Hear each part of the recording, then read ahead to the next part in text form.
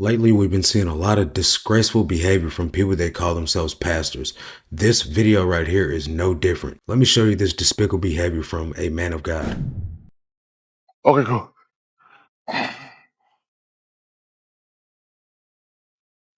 Dollars right there. I'm gonna get this though. I just want you to see right here. It says, I was so stirred by Jamal Bryant message that I decided to go shopping at Target and do something that I like to call boycott with inconvenience. You won't believe what happened when I got to the register. DEI, Black History, Movement, Black Dollars. So we already know that this is going to be some outlandish foolishness because it's backed by something that Jamal Bryant has said in his message on this previous Sunday.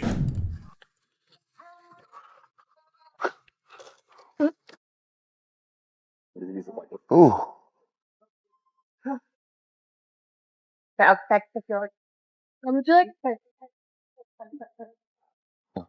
What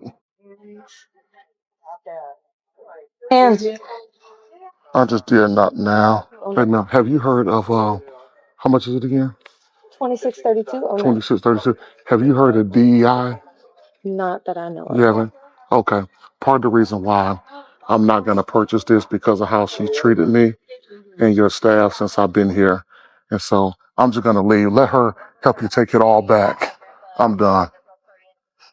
So yeah, I didn't buy anything here at Target. And see, that's what we gotta get our activists to know, that we can do boycott, but you gotta add inconvenience to it. Everybody in the country need to go to a local Target, shop, get all the things that you think that you would like, put it in the cart, go to the cash register and say, you know what? You all don't support DEI. This is my last, and they can call the police. I thought they'd been out here waiting on me, but I ain't coming back no way. Peace. Now, the crazy part about this is there's over 88,000 likes on this video, which tells me there's over 88,000 people that are being deceived that this is the way that Christians should behave. This is a man of God. This is supposed to be a pastor of a church, but he's going into this store, loading up his cart, putting it on the register belt, and then letting it go through, the lady swiping all this, working. Who knows how long this took, right? And it's over $2,000 worth of inventory that they have to now go back and restock on the shelves. Boycott with inconvenience is his message. What about this is Christ-like? Does this seem like something that Jesus would do? Jesus tells us not to have vengeance, not to get revenge. Leave that up to the Lord. But there's nothing biblical about this. Now, I understand that people are upset about this DEI stuff, but you got to understand, this doesn't mean that they're not going to hire black people. This doesn't mean that they're not going to hire people of color. That would just be ridiculous on their behalf. But here we have this narrative that's being spun by people that are just trying to do fear mongering and fear tactics in order to get a tithe at their church. Now, with this guy, Pastor Carlton Lynch, he's been rubbing elbows with Reverend Al Sharpton, and they're boycotting Target, and they're going into Costco to spend their money. Costco and Target are two totally different types of stores. And regardless of whether they've done away the DEI hires, the best man for the job will still get hired. Don't go out here thinking that black people aren't getting jobs. Trust me, guys, they are. And there's an abundance of jobs out there. Now, if you want to boycott Target, boycott it for some of the satanic stuff that it was doing. You guys don't remember, what, a year and a half ago where they had clothing for transgender children talking about Satan loves pronouns? If you want to boycott Target, boycott it for the agenda, the LGBT stuff. Boycott it for trying to get little kids to swap genders and wear transgender clothing. That's what you should avoid it for. Target is not a biblical store, guys. So if you're going to get mad about something that is satanic. Get mad about something that is demonic. Get mad about it not supporting Christian beliefs. That's where you get the anger from. Righteous anger for biblical causes. DEI, that's nothing biblical. Now, I get it. People want to get jobs. People want to be affirmative action. They want equal rights.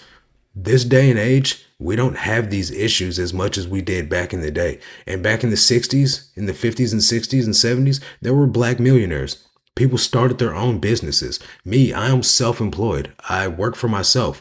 You can make your own lane, guys. You don't have to wait for the government to give you a handout. You don't need to wait for food stamps. You don't need to wait for all these things. Medicare, Medicaid. I'm not saying there's not a place for it, guys, because I've even been on all that stuff in the past. Not Medicaid or Medicare, but I know family members of mine that have benefited from this stuff. There is a place for that. If you are fully capable of getting up and going out to hustle, stand on the corner and sell drugs and do all that stuff, if you put half the energy into following the Lord and doing the right thing as you did as putting all that effort into hustling, you guys can go far. Somebody told me that while I was in prison. If you put half the effort into the legit life as you did in the street life, you could be dangerous out there. So I encourage you all to take that mindset on. Don't let some DEI crap get you guys all worked up and do publicity stunts like this that don't honor the Lord. This would not make Jesus happy. And for pastors to be doing this, it's a disgrace. Not only that, but for black men to get up and go cause a ruckus, this just feeds more into the stereotype. This just gives white people more of a reason to hate black people because you do stuff like this. That was a white girl in the checkout lane. Now she's going to be like, this black guy came into my job and did this and did that. This does not help our case none whatsoever as black men. And not only that, but this also now damages the walk of a Christian witness. This is supposed to be a pastor. If that girl finds out that this was a pastor that did that, imagine how much she's going to look down on Christians. I hope that you guys aren't falling for this.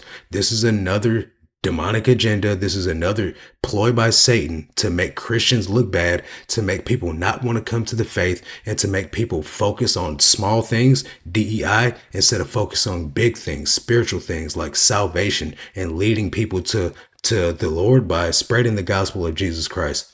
This guy's witness is totally ruined from here on out because of this type of behavior. This isn't meek. This isn't turn the other cheek. This isn't wash the people's feet and be a servant.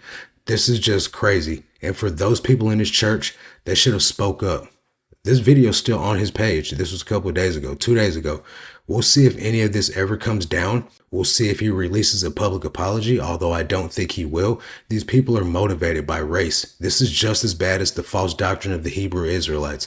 This stuff right here has no place in the kingdom of heaven. And I understand a lot of you guys are fueled by emotion. You're fueled by passion. You think that this is right. You think that racism and stuff like that means that this stuff right here is okay. This is not okay.